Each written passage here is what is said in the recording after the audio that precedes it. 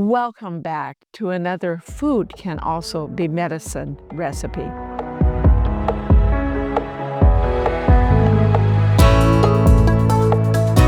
I'm Dr. Joanette. I'm an ER doctor, longevity specialist, and also a Blue Zone native. Today's recipe, we are featuring butternut squash. We're pairing it with some delicious ricotta gnocchi and turning it into an amazing soup. So let's get cooking and make this butternut squash ricotta gnocchi soup.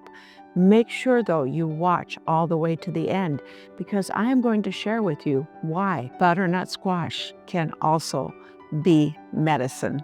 We're going to start by sautéing up some sausage, about a pound of Italian style type sausage here in our Dutch oven. I like to break up the sausage as it sautés so that it gets its small, like kind of brown, crumbly pieces.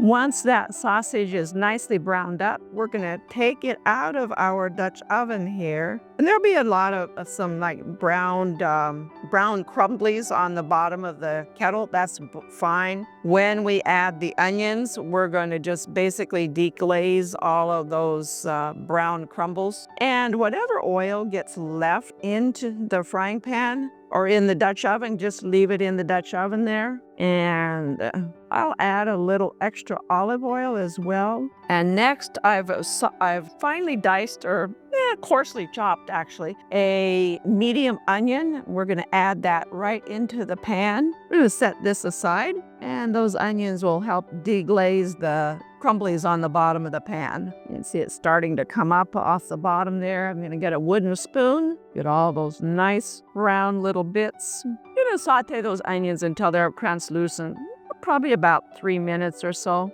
And once they're translucent, I like to go ahead and add 4 cloves of finely chopped garlic and saute that until it starts really getting aromatic, probably about another 1 to 2 minutes. That looks great and smells even more amazing. And let's get our squash in. I've cubed about 2 pounds of butternut squash, and I'm going to add a little pinch of some red pepper flakes, a couple of teaspoons of Italian seasoning, smelling good, and a quart of homemade chicken broth. Use purchased chicken broth instead, or vegetable broth if you want to keep it vegetarian, and some salt. When I make my own broths, chicken broth, beef broth, pork broth, vegetable broth, I don't add any extra salt. So when I use it to cook, I'll usually add the salt at that point to taste. And we're going to just let this simmer for about 30 minutes. While our butternut squash soup is cooking, I'm going to move it to another burner so that we can go ahead and get our gnocchi cooked. If you're making your own gnocchi, before you start, you want to go to my website, growwithdrjoanette.com, search for ricotta gnocchi, and make a batch of that ricotta gnocchi. It makes about a pound of gnocchi, which is the perfect amount for this recipe. If you don't have the time or don't want to make the ricotta gnocchi, not a problem. Just purchase some shelf-stable ricotta gnocchi, and it works almost as well. It might not be quite as healthy for you, but it's still delicious. I have the ricotta gnocchi that I made actually, and I freeze it. I like to freeze my ricotta gnocchi and cook it when it's frozen. So I put a few of the gnocchi, I get the water boiling. I don't salt it because I've salted the gnocchi. And I put a few gnocchi in the boiling water, probably about a quarter of the gnocchi, and just wait for it to float up to the top. Just starting to kind of float up a little bit. We'll let them cook just a little bit more. And I'm going to put them over here in a strainer, let them drain. And you want to make sure that your water comes back to a boil after the first batch. It is actually boiling quite nicely. So we'll do the next batch. Continue cooking them until they're all cooked. If you scroll down to the description below, you'll be able to find links that will take you out to where you can get that. Purchase the Dutch oven, the induction burner, my little spider that I'm using, as well as the other things that you see me use throughout this video, as well as other videos. thank you for purchasing them.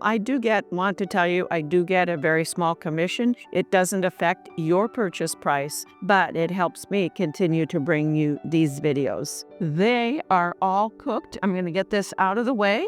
And next, we want to fry them up in a little butter. Just makes them so much more delicious, in my opinion. Get some butter melted here. I start with about 2-3 tablespoons, add a little more as needed. The nice thing about this is that butter gets nicely brown, so it's kind of like gnocchi with brown butter. Yummy. And you don't want to overcrowd them when you cook them up, so I fry them in a couple of batches usually, about half of them, and then I'll fry the other half. I should fry them till they're turning a little bit brown. You get a little crispy on the outside. They're delicious eating them just like this. Looking pretty good there. You don't have to fry them. You could actually just put them right in the soup straight out of the boiling water. Add a little more butter here. I wish you could smell them. They smell amazing. I can't resist. I'm going to have one. These are so good.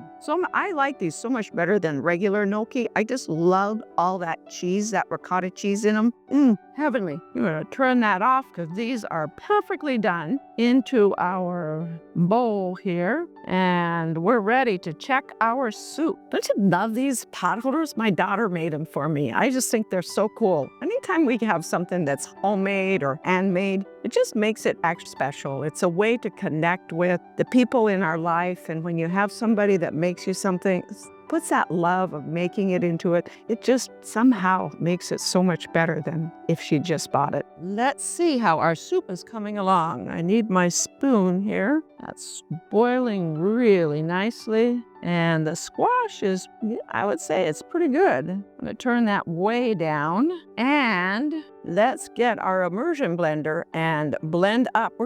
I blend it right in the kettle. Like to blend up about half of the squash. If you don't have an immersion blender, you can use a regular blender. Just be really careful. Whichever one you use, it is super hot soup. And what you don't want is it flying out of your kettle and burning you. So keep that head of the immersion blender underneath the soup. If you lift it up like I do to kind of blend up some of the squash, then turn it off and then turn it back on once it's back underneath the soup. And we're getting there. We've got close to half of that blended up. That looks pretty good. And the rest of those squash, well, they'll kind of continue to cook down a little bit as well. Now I'm going to turn it up a little bit and add in the sausage and let it cook probably about another 10 minutes or so. Once the soup has kind of started to thicken a bit, give it another stir, and it's time to finish it up and serve it. I'm adding into the soup here a cup of mozzarella cheese, grated. I can fresh grate the mozzarella cheese, about a half a cup of heavy cream, and a half a cup of grated Parmesan cheese. Let that all melt in, and 2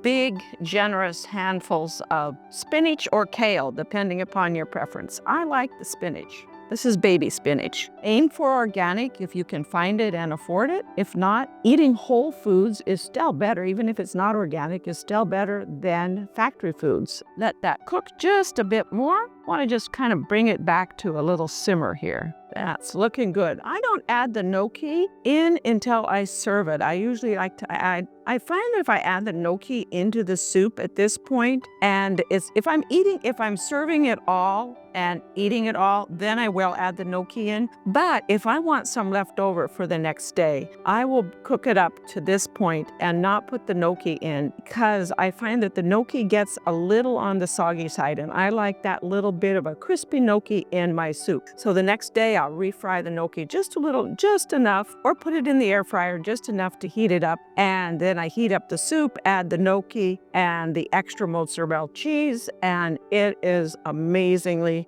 delicious. So I'm going to turn this off, and we are ready to serve this soup. And to our soup, we are going to add some of the gnocchi. This recipe makes serve 6, so if you're just serving a couple of people, that would be about 1/3 of the gnocchi. Stir that around.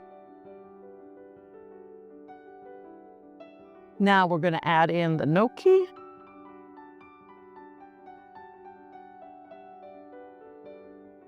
nice handful of mozzarella cheese on top and a little bit of garnish, little parsley garnish. And there you have it, an amazing, delicious, healthy butternut soup made from real ingredients, whole ingredients. And let's give it a try. I'm looking for a gnocchi in there. So delicious. It's comforting, hot, creamy, healthy. And thank you so much for joining me today. Go to my website, growwithdrjoanette.com. There you'll be able to find the whole recipe as well as lots of other recipes that prove nutrition can be delicious, healthy, and also medicine for our body. We'll see you next time on the Dr. Joanette channel. Thank you so much for joining me today.